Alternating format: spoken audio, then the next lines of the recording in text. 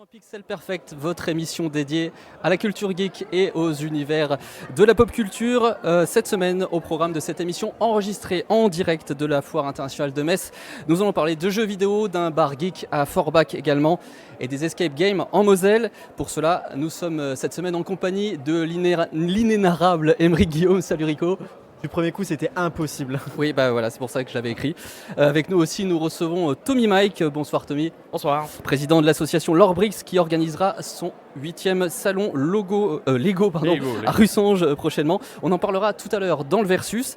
Mais avant tout, chaque semaine, nous revenons sur ce qui fait parler dans l'actu geek. C'est parti pour l'actu.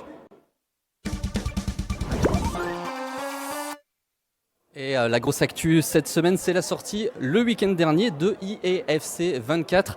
Alors ne dites plus FIFA, puisque l'éditeur eSport a perdu la licence l'année dernière. Excite donc un titre vieux de 30 ans.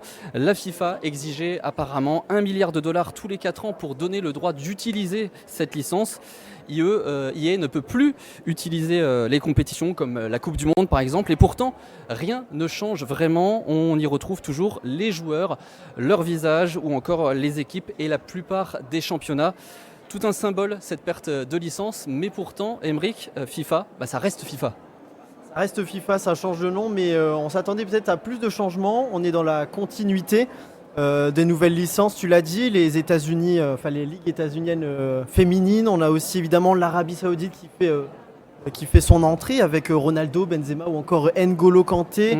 On a encore des manques sur certains noms d'équipes comme Napoli, l'Atalanta et l'AS Roma. Il manque aussi des stades de Ligue 1, certains entraîneurs ne sont pas modelés, ça fait la déception des fans français.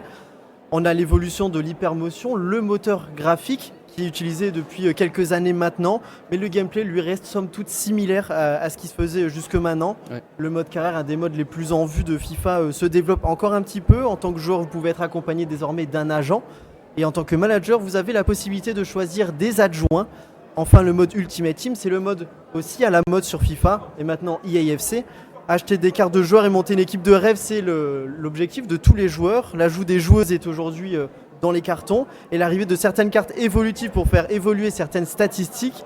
Vous l'avez compris, on fait du neuf avec du vieux du côté d'eSport FC. Oui, exactement, c'est ça. Alors merci d'ailleurs à EA de nous avoir envoyé le jeu sur PS5 la semaine dernière pour sa sortie. On a pu le tester et ce qu'on retient en effet, c'est un style beaucoup plus sobre globalement sur cette édition. On a pu les belles couleurs flashy, un gameplay aussi qui apporte un peu plus de vitesse et de profondeur dans les passes. Mais globalement, c'est toujours la même chose, comme tu le disais tout à l'heure. Toujours d'ailleurs cet aspect hollywoodien dans la réalisation, comme l'a vu. Alors, chose intéressante, par exemple, maintenant quand l'arbitre met un carton jaune, on est dans la vue de cet arbitre et on peut le voir en train de venir sur le terrain et de venir à la faute. C'est une nouveauté, malheureusement, c'est une des rares nouveautés qu'on peut avoir cette édition. On attend déjà quelques mises à jour car il y a aussi pas mal de bugs, des animations, des scènes scénarisées un petit peu dans le mode carrière, on l'a vu avec quelques petits bugs. Tu as vu les bugs, ça fait partie, surtout en ce moment, de toutes les sorties de jeux. On le sait, aujourd'hui, les jeux sont gourmands et on essaie quand même de tenir un carnet de route sur les sorties des jeux. Donc ouais, les premières mises à jour, en général, permettent de corriger pas mal de bugs. C'est le cas de eSport FC, tout notamment.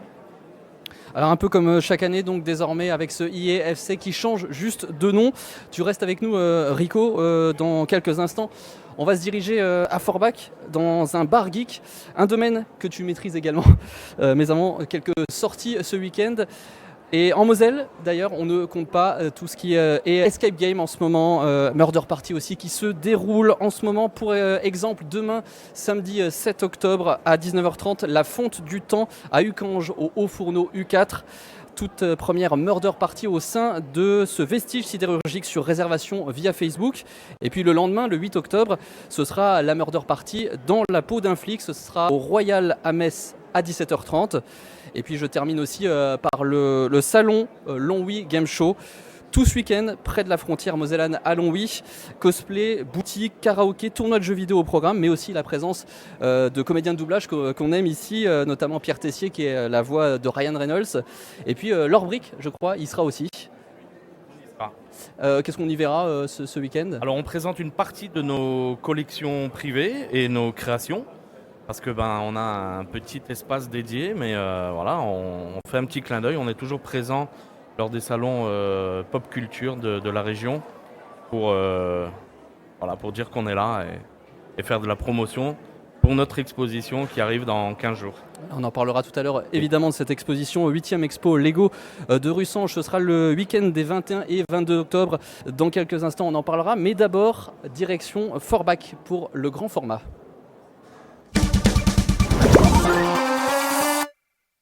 C'est un tout nouveau bar qui vient d'ouvrir au cœur de Forbach. Deux amis ont lancé le mois dernier le Shonen, un grand espace dédié à l'univers geek, au manga, aux jeux vidéo ou encore aux bornes d'arcade. Nous sommes partis visiter les lieux, regardez. C'est une borne qui est basée sur la Neo Geo, avec une cinquantaine de jeux qui fait référence à SNK, Metal Slug, Samurai Shadow, etc. 4 bornes d'arcade pour jouer aux jeux rétro, des consoles récentes pour les tournois sur Smash ou FIFA, ou encore un espace pour jouer à Pokémon. En plein cœur de Forbach, rue Nationale, le Shonen Bar a ouvert ses portes en septembre. Depuis 10 ans, Michael voulait se mettre à son compte. Il a fallu attendre 2022 pour lancer réellement le projet avec son meilleur ami. Le vrai déclic, c'était la perte, si je puis dire, de nos mamans, mon associé et à moi. On a perdu nos mamans la même année. Et c'était, en fait, elles souhaitaient une seule chose, c'était qu'on ait notre chose, notre bar. Enfin, on lui avait déjà parlé du projet.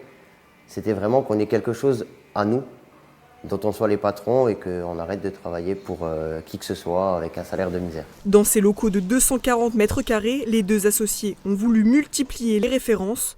En bas, une grande salle pour jouer. En haut, un espace bar pour consommer avec un univers lié au manga. L'établissement a déjà trouvé son public entre réguliers et curieux. On a un peu des deux en fait. Il y a des gens qui viennent juste consommer un peu d'alcool et donc profiter un peu du décor, de ce qu'on a mis à disposition.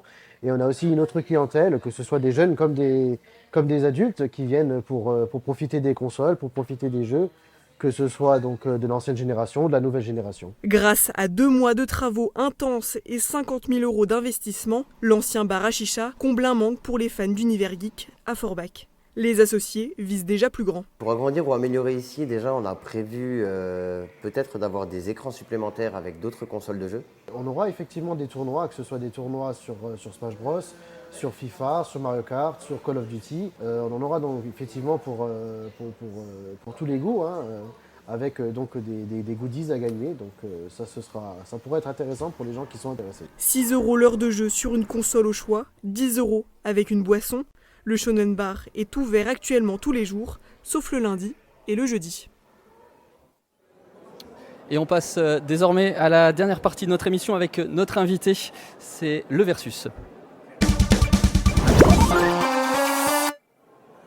Tommy Mike, tu es le président de l'Orbrix. Ton association fait des dizaines de conventions chaque année. Les Lego, c'est quelque chose qui attire toujours autant. Et d'ailleurs, pas que les enfants, c'est ce qu'il faut retenir de ces conventions. Tout à fait, c'est intemporel. Ça touche aussi bien les enfants, mais de plus en plus d'adultes. Donc Lego aujourd'hui a une gamme très sélective, parce qu'ils se sont rendus compte que ça touche énormément les collectionneurs. Donc ils ont trouvé le truc depuis pas mal d'années et nous en tant qu'adultes, on s'éclate et on crée, on se voit lors de conventions, on se réunit. Vous réunissez pour... Voilà. Et d'ailleurs, toutes les créations qu'on voit sur le plateau là, c'est des créations personnelles. Alors là oui, j'ai ramené mes propres créations personnelles. Alors c'est ce qui se passe dans ma tête. Voilà. Ouais. Combien de temps par exemple, là il y a Matrix, il y a un diorama sur Matrix qui est juste devant toi, combien de temps pour créer Alors ce le genre petit de... diorama là, ça m'a pris une bonne petite semaine parce que il faut rassembler les pièces, il faut dissimuler le circuit électronique à l'intérieur parce que il brille, il n'est pas encore totalement terminé, mais vous pouvez voir déjà les bandes LED à l'intérieur, donc le but final c'est de faire comme dans la scène du film avec les petites lumières qui voyagent de haut en bas, de gauche à droite. Oui, là on est au-delà de ce qu'on peut avoir dans les magasins quand on va acheter les coffrets. Là sur ce genre de convention, c'est vraiment des créations personnelles, avec un peu de bidouille aussi. Oui. Un peu compliqué de temps en temps, mais toi Rico, je sais que tu es un adulte et tu as des Lego chez toi, notamment. Évidemment, c'est un truc indémodable, ça touche toutes les licences aujourd'hui. On a même le droit à des monuments historiques, c'est des quantités de pièces assez importantes. J'ai quand même à dire que aujourd'hui, les grosses créations ne sont pas forcément faites pour les plus petits, parce que c'est vraiment quelque chose de complexe. Et moi, j'aimerais vraiment un jour voir comment Lego fait pour préparer ces sachets qui sont quand même assez complexes et comment on prépare un manuel de construction, parce que je trouve ça vraiment phénoménal quand on voit aujourd'hui ce qu'on est capable de faire avec des Lego. Tout un art. C'est tout un art, oui. Justement, donc, il y aura cette exposition Lego à Russange, Oui. 8e édition les 21 et 22 octobre. Alors on va y voir quoi? Sans doute une partie de... Alors on va avoir des créations personnelles, Ouais. parce qu'à Russange, on se concentre uniquement sur des dioramas, des MOC. Alors les MOC, ce sont des créations personnelles. En jargon Lego, c'est My Own Creation. Voilà. Il y aura des grands dioramas, aussi bien en largeur qu'en hauteur. Il y aura vraiment de très très belles choses à voir. C'est notre plus grande exposition de l'année, donc j'invite toutes celles et ceux qui sont passionnés de Lego à venir nous dire bonjour et admirer nos créations et nous soutenir. Quand tu parles de grandes créations, j'ai vu une tour Eiffel par exemple. Oui, alors il y a une tour Eiffel c'est un set commercialisé, mais le petit truc en plus, c'est qu'elle sera totalement illuminée. D'accord. Voilà. Oui, il y a pas mal de pièces qu'on verra illuminées le soir. Oui. Donc ce sera les 21 et 22 octobre à l'Agora de Russange de 10h à 18h. Merci à vous deux pour votre participation. Merci de Nous nous on se avoir retrouve invités. vendredi 13 octobre, ça porte bonheur, pour parler à nouveau de l'actualité de la pop culture et des univers geeks. Et j'en profite d'ailleurs pour laisser un grand merci aussi à ce fan qui a parlé de nous hier soir sur Twitter, si on peut le voir à l'écran. Merci à lui et à vous de regarder l'émission. À la semaine prochaine sur Moselle TV.